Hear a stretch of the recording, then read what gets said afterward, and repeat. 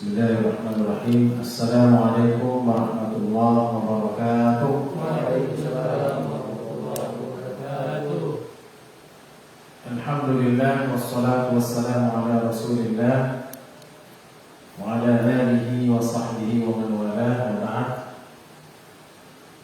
Yang saya hormati Bapak Idam, saya hormati Bapak Kai, Bapak Arif dan seluruh yang hadir. Tanpa saya sebutkan satu persatu dan tidak mengurangi rasa hormat saya, puji dan syukur kita panjatkan kepada Allah Subhanahu wa Ta'ala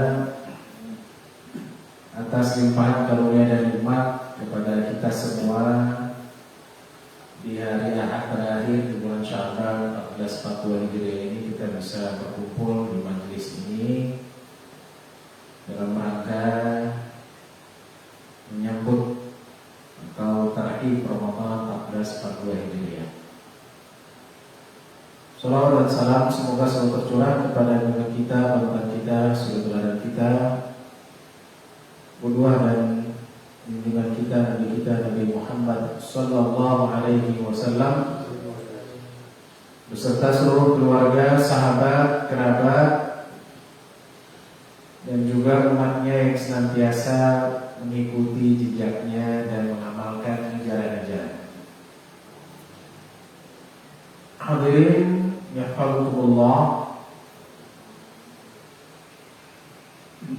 Alhamdulillah pada tahun ini kita bisa mengadakan kembali tarhib. Setelah tahun lalu kita tidak mengadakan tarhib dan juga Ramadan hanya di rumah saja. Semoga ini adalah Ramadan terakhir dengan pandemi ya. Insyaallah kita optimis, jadi kita berharap Ramadan tahun depan ini sudah benar-benar normal dan normal kembali.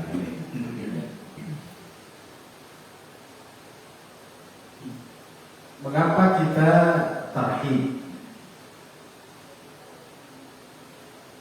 Tarhib artinya menyambut. Makanya orang Arab bilang marhaban, ya, marhaban, marhaban, marhaban. Marhaban artinya ya menyambut, selamat datang.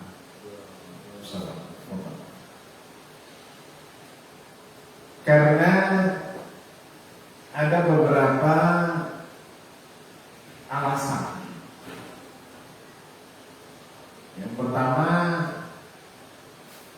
banyak asar dari para sahabat dan generasi pertama, generasi salaf tabi'in, yang mereka secara eksplisit mengatakan bahwa kami rindu Ramadan. 6 bulan sebelum Ramadan mereka berharap Ramadan akan segera datang. Juga dalam satu asar yang sahih dari sahabat dan dari Rasulullah SAW, kalau mereka tahu apa yang ada pada bulan Ramadan, pasti mereka berharap semua bulan itu Ramadan. Ini yang pertama. Jadi banyak asar atau riwayat dari sahabat dan tabi'in, mereka memang sudah merindukan Ramadan jauh sebelum Ramadan datang.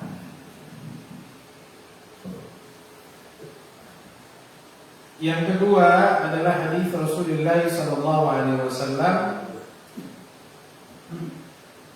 yang secara implisit, tidak langsung, dalam hadis yang panjang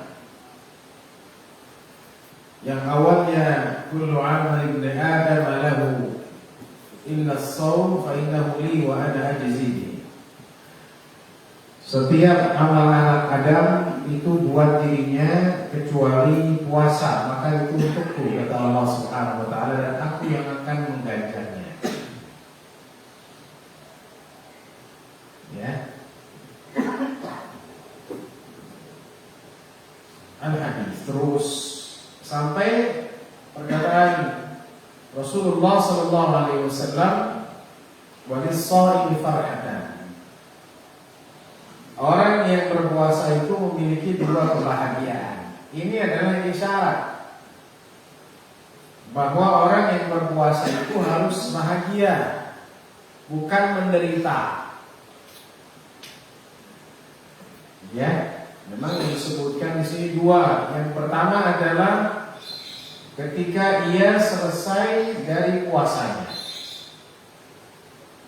Selesai dari puasanya bisa per hari atau sudah sebulan, maka dia bahagia. Yang kedua, ketika ia menghadap Allah di hari hisab, maka dia bahagia. Ini adalah isyarat ketika kita ingin mencapai satu kesempurnaan dalam ibadah, khususnya puasa, itu harus dimulai dengan penyambutan. Ya, mulai dengan apa? Penyambutan dengan hati yang bahagia. Bagaimana tidak bahagia? Tahun ini kita bisa beribadah tarawih ya di masjid. Tahun lalu di rumah aja. Bete ya. Nggak bisa kemana-mana. Bahkan dalam negara di mana boleh melakukan sholat dulu. Ini adalah nikmat yang besar. Jadi itu landasan yang kedua, bahwa kita perlu menyambut. Yang ketiga adalah hadis Rasulullah sallallahu alaihi wasallam dalam Tirmidzi dan lain-lainnya, dan dihasankan oleh banyak ulama. Bahwasanya Rasulullah sallallahu alaihi wasallam apabila melihat hilal, tahu bahwa bulan datang, maka beliau berdoa. Doanya apa? Allahumma ahillahu alaina bil amni wal iman was salamati wal islam. Rabbi wa rabbuka Allah hilal rushdin wa khair. Itu doa Rasulullah SAW. Jadi kalau tahu bulan datang, ya, di sini hadisnya melihat. Ya, ini artinya memang sudah dekat. Kalau kita menyebutnya sebelumnya, ya. Jadi berdoa, ya Allah, tampakkanlah bagi kami bulan Ramadan ini dengan pertama yang disebutkan Rasulullah SAW adalah keamanan. Ya, makanya momentum Ramadan ini jangan sampai ada pengeboman ya, mau pistol senjata ya, walaupun katanya senjatanya airsoft gun gitu ya, intinya. Ya, ini hal-hal yang bisa menghilangkan keamanan. Jadi kita justru bahagia. Bahagianya kita ini dengan apa? Berusaha untuk menciptakan keamanan, ketentraman. Ini saya sampaikan tadi di subuh hari ini, bahwa entah mengapa tradisi dari mana, kecuali tahun lalu ya karena COVID, ada saja kasus tawuran setelah sahur. Ibu saya amati tahun ke tahun. Tahu asalnya dari mana? Ini adalah sunnah sayyi'ah, ya, tradisi yang sangat buruk. Nggak tahu mereka yang pikirannya apa. Iya. Bahkan saya pernah mengalami entah Ramadan kapan ini, memang mereka bawa senjata gitu, tidak ada Depok juga. Habis ya kita mau isi kajian, mereka mau tahu lah, kan gitu. Jadi Rasulullah SAW berdoa, ya Allah, tampakkanlah bulan Ramadan dengan keamanan, dengan keimanan. Ya, kita semakin yakin, keyakinan bahwa Ramadan ini memiliki keutamaan yang luar biasa. Ya, jangankan 30 hari, 1 hari saja kata Rasulullah SAW, man shama yawman fi sabilillah ba'adallahu wajhahu 'anil nari 70 khalifan. Barang siapa yang berpuasa 1 hari di jalan Allah, maka Allah akan jauhkan mukanya dari api neraka 70 tahun. 1 hari. Kalau 30 hari, 3 kali 2100 tahun. Makanya wajar kalau orang puasanya benar, dia apa? ya api neraka.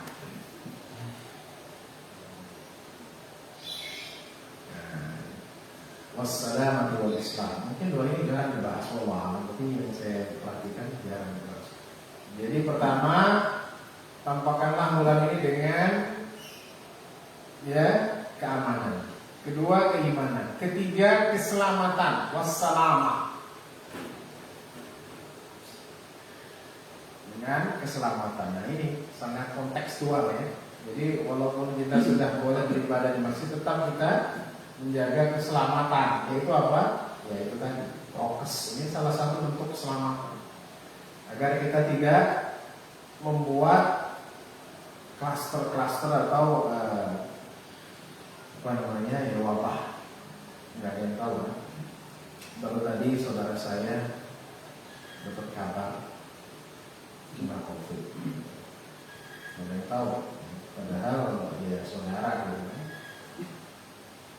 Terus dirawat di rumah sakit COVID ya. Nah, sekarang lagi dirawat ya. Semoga Allah memberikan kesembuhan. Jadi kita harus menjaga. Dan sekarang alhamdulillah vaksinasi sudah banyak. Ini juga dalam bentuk menyambutnya gitu ya. Dan sudah difatwakan halal oleh MUI. Entahlah sekarang Sinovac kan mau habis terus diganti Astra, ya gitulah. Ini adalah bentuk kita menjaga keselamatan. Insyaallah di 2022, ya, Insyaallah Ramadan kita, ya benar-benar sudah nggak ada lagi COVID, amin. Ya apa kita? Semoga nggak meleset ya. Kita ingat tahun lalu itu COVID kan Maret ya, terus berharap Insyaallah Ramadan hilang, itu makin banyak. Iya. Dan ada juga seorang dai yang menyebutkan satu hadis, saya perlu sampaikan ya, bahwa memang ada hadisnya dan bisa dijadikan hujah. Cuma di sini disebutkan apabila datang musim panas ya, maka wabah itu hilang. Nah itu dipahami wabah di sini adalah pandemi. Padahal kalau kita lihat konteks hadis, itu wabah ini disebutkan ulama yang berkaitan tentang cocok tanam, persawahan gitu ya. Mereka punya beberapa hadis ada yang menjelaskan. Kan muhim, menjelas kita ingin kita selamat di dunia yaitu dengan kesehatan, di akhirat kita masuk surga. Amin ya rabbal alamin. Terbebas dari neraka. Dan yang terakhir Islam. Mengapa yang dicantumkan Rasulullah SAW itu Islam? Jadi yang pertama sebutkan adalah aman, iman, selamat, Islam. Mengapa? Karena Islam itu tidak bisa dilepas dari orang Muslim kapan. Ya kan? Makanya kita dengar dai-dai itu kalau khutbah Jumat selalu membawa ya ayyuhalladzina amanu taqullaha haqqa tuqatih wa la tamutunna illa wa antum muslimun. Jadi endingnya itu harus Islam. Ini juga isyarat bahwa ending dari segala amaran itu harus apa? Seperti kita memegang Islam, enggak boleh goyah, enggak boleh lepas. Kira-kira begitu. Ya, apalagi sekarang dilarang mudik ya. Kalau pulang kampung boleh. Jadi kita punya kesempatan. Dulu di sebelum pandemi saya sering sampaikan, lakukanlah sholat malam walaupun di perjalanan kan. Masalah. Ini hari yang sekarang kalau misalnya nggak mudik, ya kita lakukan, ya sebisa mungkin. Iya. Di tempat itu. Baik. Hadirin kepada Allah Subhanahu wa taala. Jadi itu, Rabbi wa rabbukallah ilal rusydi. Tuhanku adalah Tuhanmu adalah Allah. Tuhanku dan Tuhanmu adalah Allah. Bulan khairin, kebaikan, warusdin, dan bimbingan. Jadi Ramadan itu sebagai bulan bimbingan kata Rasulullah SAW, karena di dalamnya memang penuh dengan bimbingan, pendidikan agar kita menjadi insan ya yang baik. Baik, 3 dasar inilah yang mendasari kita mentarhib, menyambut, agar kita benar-benar siap. Baik, sekarang apa saja yang perlu dipersiapkan dari sekarang? Pertama, jelas kita menyambut Ramadan tadi ya dengan perasaan gembira. Walaupun harganya pasti naik ya. Ibu-ibu di sini semuanya naik. Nggak tahu setiap kali Ramadan harga semua naik, apalagi cabai ya. Yang kedua, ketika kita masuk Ramadan, kita harus membersihkan jiwa. Dari apa? Dari segala dosa. Yang pertama. Atau yang A. Yang B, membersihkan jiwa dari persengketaan, perselisihan, dan sangkutan kepada orang lain. Ya. Jadi kalau kita punya tradisi kebiasaan minta maaf, itu bagus. Memang secara teks hadis tidak ada, sudah. Ya. Tetapi ada indikasi, misalnya hadis dalam Tirmidzi juga, ya, Allah di pertengahan Sya'ban mengampuni semua makhluk kecuali orang yang musyrik dan orang yang bersengketa. Itu indikasi. Kalau sudah mau masuk Ramadan, jangan sampai ada persengketaan, jangan sampai ada kebencian, ya, kemarahan. Yang apalagi sekarang nih ya, lagi emosinya lagi naik ya, masalah kekuasaan. Nah ini di stop dulu, gitu ya. Ada saingannya, kongres saingan tersendiri. Hal-hal yang seperti ini, kalau kita belajar, kalau kita memahami, ya kita tinggalkan. Jangan sampai ada perselisihan, apalagi masalah dunia, agar kita pelong, ya, tidak ada kebencian terus. Kata Allah Subhanahu Wa Taala. Itu yang kedua. Ya. Yang ketiga, yang kita siapkan adalah kita dalam tauhid ini harus benar-benar memahami fikih masalah puasa.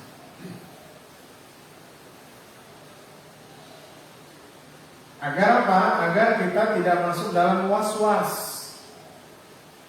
Karena seringkali orang puasa itu was-was. Ya. Mandi yang biasanya nggak masalah, ketika bulan puasa was-was. Tahu nggak ya? Airnya masuk ke mana? Ke kuping, batal tidak ya? Tentu kan? Sering terjadi. Bahkan setiap hari dia mudah, terus ceritanya kenapa kamu mudah? Takut ketelan, nanti batal. Itu was-was. Ini dalam tafsir Rahmah saya jelaskan, was-was itu bukan acara TV. Was-was itu adalah keraguan-keraguan yang sumbernya itu dari setan. Apa saja yang membatalkan? Apakah divaksin itu membatalkan atau tidak? Ini sering saya sampaikan, yang namanya suntikan itu tidak membatalkan. Baik suntikan itu sifatnya vaksin atau suntikan itu sifatnya vitamin, sama saja. Kenapa? Karena dalam buku-buku fikih selalu yang disebutkan oleh fuqaha, yang membatalkan itu masuknya cairan atau makanan dari jalurnya, rombongan, kemudian usus kecil, usus ya, kemudian usus besar. Jadi kalau bukan dari itu tidak dianggap batal. Ya. Saya ingat 2 tahun yang lalu ya, 2018 ya, situ saya dioperasi. Itu pas bulan puasa. Dan infus gitu, infus kan vitamin, ada yang puasa. Dan memang yang namanya infus itu tidak akan memberikan rasa ke. Jadi walaupun infusnya sampai 6 botol ya, kalau nggak masuk dari sini, nggak akan memberikan rasa ini. Ya, haus pun tetap haus. Jadi ini fikihnya kita persiapkan agar kita tidak was-was. Ada juga yang bertanya, boleh nggak saat berenang gitu ya? Karena sekarang banyak juga orang yang berenang, mungkin bete di rumah.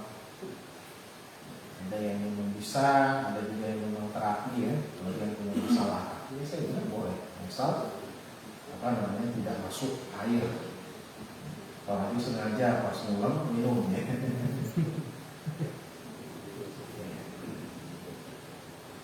Lalu Allah Subhanahu wa Ta'ala. Jadi itu yang ketiga. Yang keempat, yang tadi dikatakan oleh Ustaz Idam, trik-triknya ya, ini sebenarnya sama saja dengan yang sebelumnya. Yang sebelumnya pernah disampaikan. Jadi, agar kita ingin mempunyai tips atau trik yang baik, ya kita harus memahami bahwa puasa itu sangat terbatas. Maka kita tidak boleh menyia-nyiakan. Dasarnya dari situ, bukan? Tidak boleh menyia-nyiakannya. Bagaimana menyia-nyiakan puasa itu? Ya, yang membuang-buang waktu. Ya. Jadi membuang-buang waktu itu, apalagi sekarang zaman gadget. Apalagi anak-anak kita itu kalau nggak pegang gadget, kalau rewel anak sekarang kasih aja HP. Kalau dulu kan ngomelin, ya. Suruh diapain, dikunci di kamar mandi atau macam-macam. Kalau sekarang ya bisa. Nah ini menyia-nyiakan puasa itu pertama adalah menyia-nyiakan waktu. Yang kedua, menyia-nyiakan puasa ini juga yang terulang setiap tahun, yaitu menyia-nyiakan waktu-waktu ijabah. Nah, justru di Indonesia ini kebiasaannya pas mau buka dan pas sahur itu dikasih tontonan. Padahal waktu-waktu berbuka, saat berbuka, dekat ingin berbuka, waktu sahur itu waktu ijabah. Itu dikasih tontonan, ya. Mungkin Bapak ingat dulu ada namanya apa nih? Kuis apa gitu ya? Iya. Sekarang sudah tahun. Katanya. Wah, pokoknya kalau sahur itu. Padahal itu adalah waktu-waktu ijabah. Nah, ini salah satu tips bagi kita semua ya, agar kita tidak menyia-nyiakan puasa itu, yaitu dengan tidak menyia-nyiakan waktu ijabah.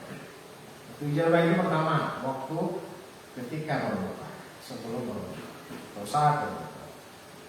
Yang kedua, waktu malam. Ya, yang ketiga yaitu dekat-dekat sahur. Yang keempat setelah sholat. Ini waktu ijabah. Banyak doa kita yang kita ingin panjatkan, ya kan? Pengen ini, pengen itu, boleh kan? Boleh. Dan mungkin bapak-bapak sekalian pernah mengalami ada doa yang diijabah di Ramadan tahun berapa? Itu mungkin ada yang punya pengalaman demikian. Kenapa bisa demikian? Karena salah satunya selalu menjaga waktu ijabah. Kemudian yang selanjutnya, di antara yang menyebabkan puasa kita sia-sia, ya, yaitu hanya menahan lapar dan haus. Man lam yada' qawl az-zur wal 'amal bihi falaysa lillahi hajatun fil an yada'a ta'amahu wa syarabahu. Barang siapa yang tidak meninggalkan perkataan bohong, palsu atau berlaku bohong, maka Allah tidak ada hajat dia berpuasa menahan dirinya dari makan dan minum. Puasa jalan, maksiat jalan, gosip jalan. Kalau sekarang gosipnya nggak di jalan, di HP ya, pakai sosmed. Ini mungkin perlu ada timingnya sekarang sosmed. Ya. Mungkin kalau generasi kita agak mudah, tapi kalau generasi anak-anak sekarang susah. Udah kebiasaan IG, kemudian Twitter, gitu kan. Nah, ini juga harus dibatasi agar puasa itu tidak sia-sia. Ya. Karena kata Nabi Sallallahu Alaihi Wasallam, "Fala yarfus." Jangan ia melakukan sesuatu yang rafath. Rafath itu ada dua tafsiran. Yang pertama adalah kotor, yang kedua adalah berhubungan suami istri. Ya. Jadi yang halal saja di siang hari bulan Ramadan itu diharamkan. Makanya seorang badui ini bisa populer dalam Sahihain ya. Jika seseorang dia menggauli istrinya di siang hari bulan Ramadan, kemudian dia mengaku kepada Rasulullah SAW, "Ya Rasulullah, waqa'tu 'ala imra'ati fi nahar Ramadan." Aku kebablasan ya, menggauli istriku di siang hari bulan Ramadan. Dan Nabi SAW, dia terpabak.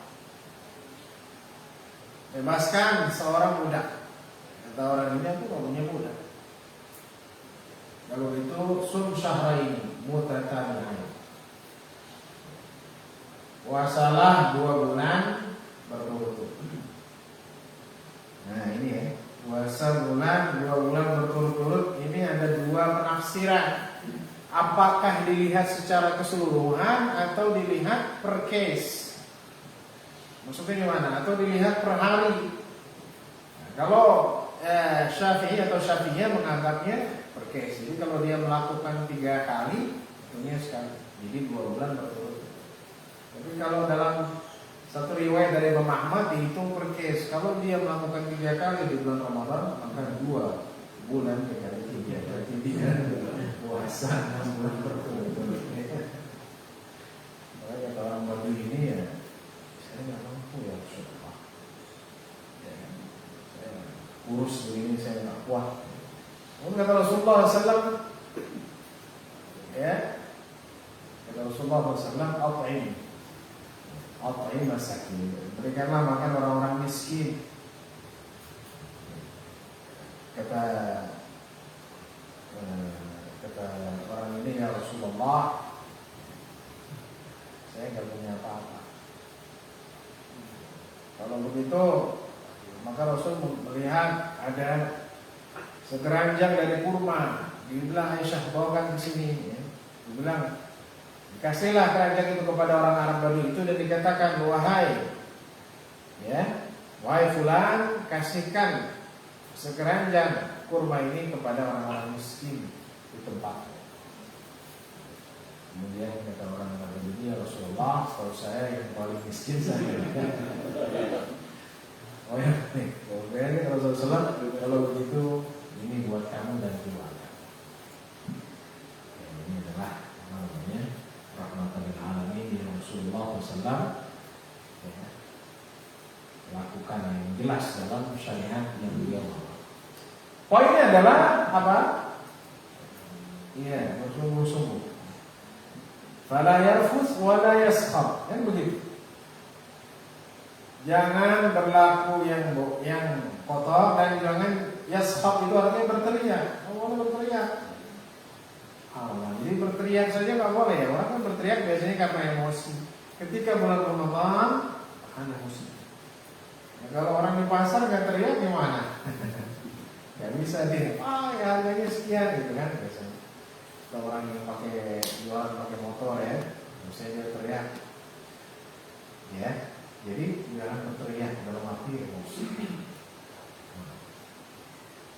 Bahkan yang lebih dari itu kata Rasulullah SAW, fa in sabahu aw qatalahu ahad, faqul inni sha'im. Boleh? Ya. Kalau ada yang menyerang dia, kalau ada yang menyerang kamu atau ada yang mencela kamu, maka katakan aku puasa. Ya. Kalau kita di jalanan, tiba-tiba ada orang yang menjamret, alhamdulillah, dia menodongkan pisau. Kira-kira apa yang kita lakukan? Lari ya? Atau bela diri kan?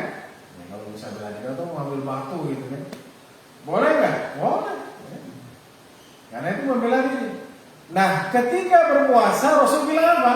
Kalau ada yang menyerang kamu, jelas ya, kalau itu menyerang. Ya, mungkin dengan senjata atau dengan pukulan, bilang ke dia, aku sedang puasa.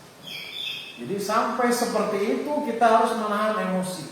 Kalau ada orang yang ingin jahil kepada kita, ya, di jalanan tiba-tiba orang jahat, ya, kita bilang, aku sedang puasa. Artinya ini memberikan pelajaran kepada orang yang ingin menganiaya, ingin melukai, jangan kau melakukan aniaya, karena sesungguhnya puasa itu adalah menahan dari segala amarah, apalagi hal-hal yang buruk. Ya, jadi ini tips selanjutnya. Kemudian tips juga bagi kita, ya, mengurangi tentunya acara televisi. Ya. Kalau di TV, nanti pas bulan Ramadan dikasih acara gitu kan? Tahun 2014 dikasih Piala Dunia. Wah, lagi finalnya lagi, wah, lagi semifinal. Ayo, ini mengurangi tontonan. Ini penting sekali. Tips selanjutnya, ya, setelah itu berarti yang sifatnya mengurangi. Kenapa harus dikurangi, Ustaz? Karena hakikat puasa itu menahan, mengurangi makan juga. Jadi kalau ini nggak di mana-mana, ya. Di luar negeri pun, ya, orang Arab dulu saya di Mesir, di Maroko, kalau buka itu, banyak. Jadi mereka kalau di Maroko makannya 2 kali. Buka takjil namanya, itu yang manis-manis semua, juga bubur dan lainnya. Nanti jam 12 makan lagi yang begini. Nah, mengapa kita harus mengurangi makan? Karena kalau kita kebanyakan makan, kita akan menjadi malas. Jadi makan secukupnya, bukan makan sebanyak-banyaknya. Kan kita mindsetnya sering begitu, pokoknya buka ini harus beli ini. Padahal kita nggak mau. Akhirnya kita ngantuk. Pas mau tarawih ngantuk. Habis sahur ngantuk juga karena 2 piring, ya. Makanya membaca Quran. Nah ini, jadi mengurangi. Bukan berarti nggak boleh, tapi mengurangi. Ya, mengurangi karena ini bisa berpengaruh pada kegiatan ibadah. Mengurangi karena kita ingin menghindari namanya tabdzir, wala tubadzir tabdzira. Janganlah kau melakukan mubazir. Sesungguhnya mubazir itu adalah perbuatan syaitan. Lebih berlebihan. Ya, makanya kalau kita punya makanan lebih, kasih ke orang. Jangan disimpan, akhirnya masuknya kemana? Lupa. Itu juga jangan yang udah lama. Masukin di kulkas, udah seminggu ini kasih orang aja, bisa sakit perut juga. Kira-kira ada makanan yang kita nggak mau di hari itu atau besoknya masih bisa kita kasih. Ini juga tips. Agar puasa kita lebih maksimal. Dan Allah Subhanahu wa Ta'ala. Kemudian tips juga bagi kita dalam menghadapi Ramadan, ya, bahwa kita harus memiliki wirid Al-Quran. Wirid Al-Quran artinya rutin Al-Quran, paling tidak sehari sejuz. Kalau nggak bisa di pagi hari sejuz, ya seperempat. Nanti habis zuhur atau asar seperempat lagi, ya, maghrib seperempat, sahur seperempat. Jadi seperempat. Jadi ada wirid Al-Quran. Kenapa? Karena memang Ramadan itu adalah bulan Al-Quran. Syahrul Ramadan alladzi unzila fihi Al-Quran. Jadi karena bulan Al-Quran, maka porsi kita terhadap Al-Quran juga harus lebih. Jadi bisa nyicil.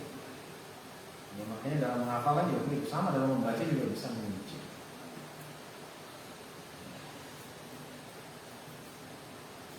Kalau orang yang membaca Al-Quran itu diberikan pahala dari setiap hurufnya itu 10. Bagaimana kalau dia hafal? Berapa pahala yang akan didapatkan? Maka setelah membaca Al-Quran, membaca buku-buku yang lain. Kan buku banyak, membaca ditamati, ya. Terjemah Sahih Bukhari ditamati, Sahih Muslim ditamati. Sekarang mudah kok, ya. Semuanya digital. Dulu beli buku itu harus ke Mesir, ngumpulin, kirim pakai kapal laut, iya. Sekarang ada namanya Waqfiyah, misalnya Waqfiyah.com atau Syamila.com. Waqfiyah itu puluhan ribu buku itu dalam bentuk musawwar, ya, dalam bentuk scanan. Jadi sudah orang mau baca atau tidak kan? Susah orang beli buku, harus beli ngumpulin uang hanya untuk membeli satu buku, judul buku. Misalnya beli Fathul Bari, dulu harganya itu Mesir masalah 250, ya murah, ya. 20 jilid 250 sekitar 400.000. Di sini di Indonesia waktu itu harganya yaitu sudah 1 juta lebih. Di tahun 2000, ya. Sekarang buku itu mahal. Buku itu mahal. Nggak ada sejarahnya buku itu. Ya. Dulu kita kan bilangnya kitab kuning. Ternyata di Beirut kitabnya warnanya putih. Jadi nggak ada kitab kuning, kitab putih. Yang namanya kertas Beirut itu terkenal. Oh, cetakan mana? Beirut. Jadi ini kita membaca, baik yang digital ataupun yang buku. Nah, ini bisa membuat puasa kita ini lebih maksimal. Ya. Kemudian yang selanjutnya, tips juga bagi kita setelah membaca Al-Quran, kemudian membaca buku-buku lainnya, ya. Tips lainnya adalah bahwa kita memperbanyak amalan-amalan lainnya, termasuk memberi bukaan. Kata Rasulullah SAW, "Man fattara sha'iman kana lahu mithlu ajri shaim." Jadi kita pertama udah dapat dari pahala puasanya, pahala baca Qur'annya, kan? Pahala bikinnya. Sekarang pahala ngasih buka. La yunqasu min ajri shaimi syai'an. Jadi kalau kita ngasih bukaan kepada orang yang akan berbuka, pahala puasa dia diberikan kepada kita tanpa dikurangi pahala puasa dia. Paham ya? Jadi kalau kita ngasih orang bukaan, nah pahala puasa dia akan diberikan kepada kita, tapi nggak dibagi dua, full. Jadi kita pahalanya 1 dikalikan 10, pahala dia 1 dikalikan 10. Nah kalau ada 10 orang yang kasih kita bukaan, walau itu hanya kurma, sudah berapa pahala yang kita dapatkan. Makanya Ramadan disebut dengan bulan berkah. Apalagi kita mau ngasih bukaan, ya kan? Puasa Senin Kamis, ya ada yang puasa, ada yang enggak. Tapi kalau di bulan Ramadan semua puasa. Kalau misalnya nggak bisa berkumpul bareng-bareng, kasih umumnya. Karena saya yakin di zaman seperti ini masih banyak orang yang membutuhkan. Apalagi beras, makanya nanti kita membayar zakat ini, sedekah, zakat, ya. Dan kebaikan itu harus lebih baik daripada di luar Ramadan. Kata Ibnu Abbas radhiyallahu anhu, karena Rasulullah SAW ajwadan nas. Rasulullah SAW itu orangnya paling dermawan. Lebih dermawan lagi kalau di bulan Ramadan. Maka kata ulama, kalau sedekah di bulan Ramadan itu double atau triple. Ya, jangan sama. Di luar Ramadan 50.000, di Ramadan 20.000. Nah, ini lebih buruk ya. Di dalam bulan Ramadan misalnya di luar Ramadan 50.000, di bulan Ramadan 100.000. Kalau bisa 200.000. Itu yang memang dilakukan Rasulullah SAW. Jadi ditingkatkan lagi. Ya. Itu yang kita lakukan. Ada dengan Allah Subhanahu wa taala. Kemudian juga tips lainnya, ya, nanti kita melakukan zakat. Jadi yang uangnya sudah sudah haul dan sudah sampai nisabnya, dia harus mengeluarkan zakat mal. Kalau zakat fitri, atau zakat fitrah ini wajib bagi setiap muslim. Ya.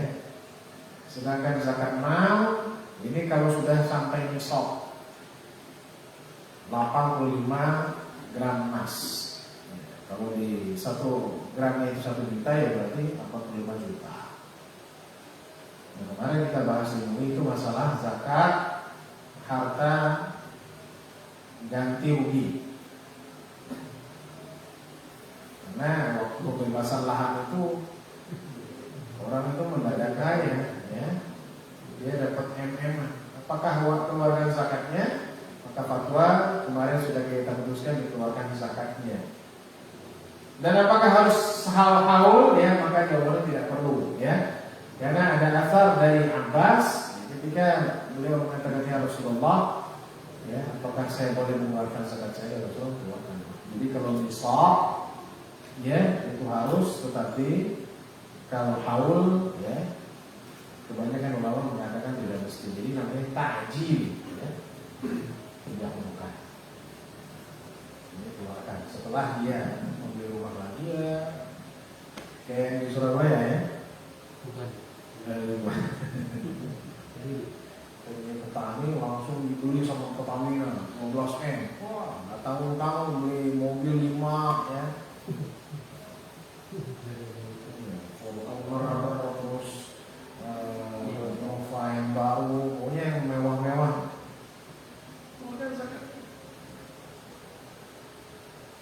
Kita keluarkan. Karena ini, ya itu tadi, kalau misalnya tidak ditajil, ya dia menghabiskan uangnya semua. Gitu kan? Orang punya berapapun, miliaran pun, tapi kalau gaya hidupnya boros, kira-kira habis nggak? Dia punya uang 100M, tetapi pengeluarannya setiap bulan 2M. Habis. Nah ini, maka perlu dizakatkan. Baik, dan Allah Subhanahu wa taala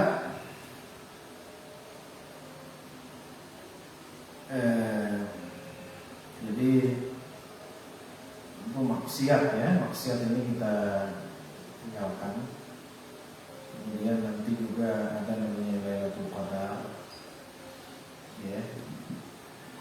Insyaallah maksiat ini kita boleh. Cuman yang masih kendala ini tidur, ya. Kalau puasa itu enak tidur, ya. Nah, jangan dibalik. Siang nggak tidur, malamnya tidur. Nah, karena Lailatul Qadar itu nanti, ya, sesuai dengan hadis Aisyah. Kata Aisyah, ahya lailahu, menghidupkan malam itu seperti apa? Kata pensyarah hadis, la yanam, jadi nggak tidur.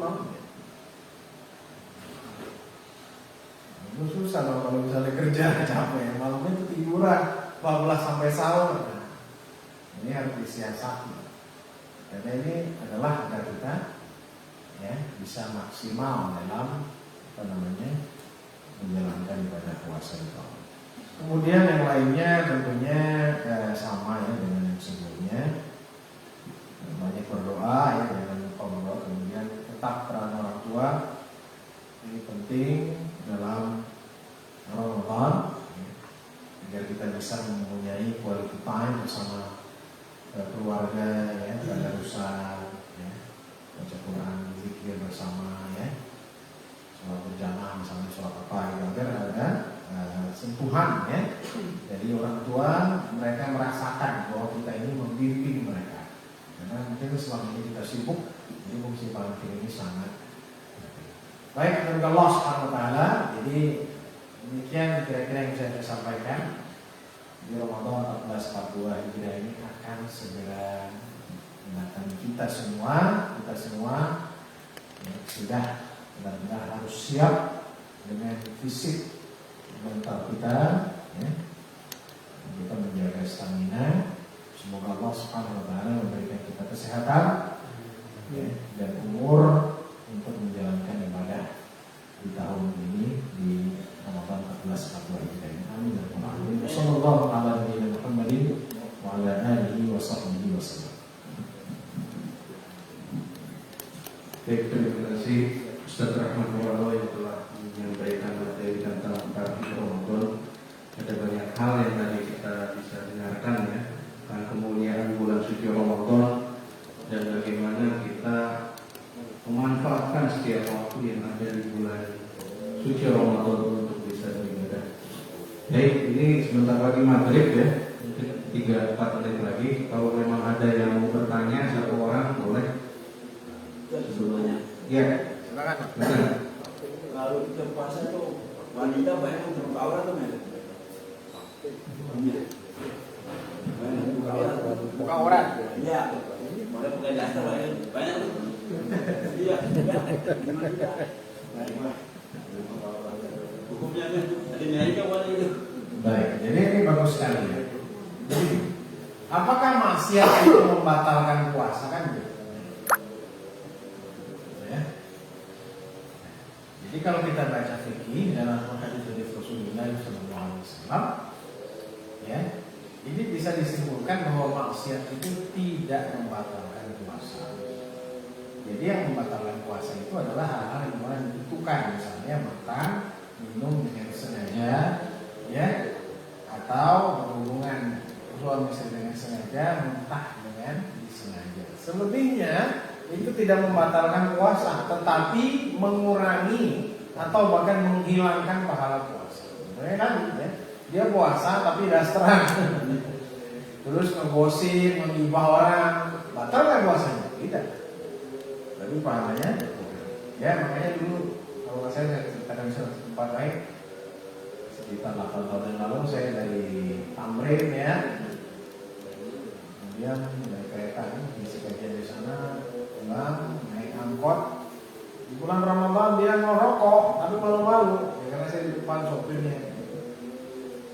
Kemudian dia bilang, "Pak, maaf ya, saya nggak puasa." Terus, kenapa nggak puasa? Tadi saya bertengkar dengan teman saya. Ini dalam pemahaman dia kalau berantem itu batal puasa. Ya, jadi ada hal-hal yang memang dijelaskan oleh Rasulullah SAW itu batal, itu seperti tadi makan dengan sengaja, ya. Bahkan kalau kita tidak sadar pun makannya itu kan nggak batal, ya kan? Man akala wa syaraba nasiyan, ya, kalau timma akilahu wa syurbahu fa innama at'amahu Allah wa saqahu. Kalau misalnya lupa sengaja, tapi kalau misalnya siang-siang dia makan sambil bawa piring ya gini, wah ingat banget itu. Jadi kalau lupa sempurnakan puasanya gitu ya. Jadi intinya ada maksiat-maksiat yang tidak dijelaskan, yang tadi saja hukuman maksiat halal, tapi itu membatalkan kan.